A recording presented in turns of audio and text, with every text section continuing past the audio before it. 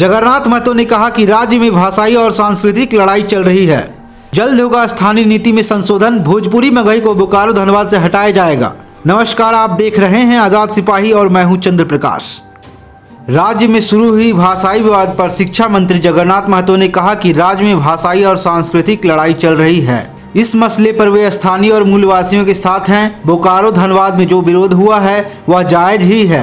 उक्त बातें सोमवार को मंत्री जगन्नाथ महतो ने प्रेस से कही।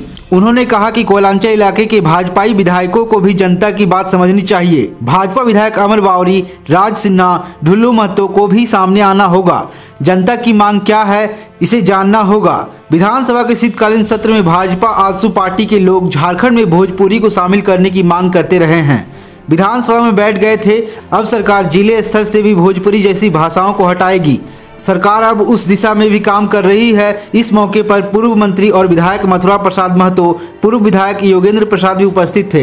इससे पूर्व सभी कोई मुख्यमंत्री हेमंत सोरेन से भेंट कर धनबाद बोकारो में शुरू हुई भाषाई विवाद के बारे में बताया था। जगन्नाथ महतो ने कहा कि वे जनता से अपील करते हैं कि सरकार पर भरोसा रखे। सरकार उनकी भावनाओं के अनुरूप काम करेगी। हालांकि यह भी सही है कि 30 जनवरी को भाजपा नेता रविंद्र राय के साथ जो हुआ वह दुखद है। यह भाजपा का ही बुना हुआ कांटा है जो गड़ रहा है। ऐसा कोई काम नहीं होना चाहिए जिससे जनता की भी दुर्गत हो और सरकार को भी परेशानी हो। झामुमो की लड़ाई धनबाद से शुरू हुई थी, यही एक बार फिर अंजाम मिलेगा। जगन्नाथ महतो ने कहा कि अभी भाजपा नेताओं के पेट में दर्द हो रहा है। वास्तव में ये सभी भोजपुरी मगही को लागू करना चाहते हैं। झामुमो सदन में पक्ष में रहे या विपक्ष में एक ही बात पर अडिग रहता है।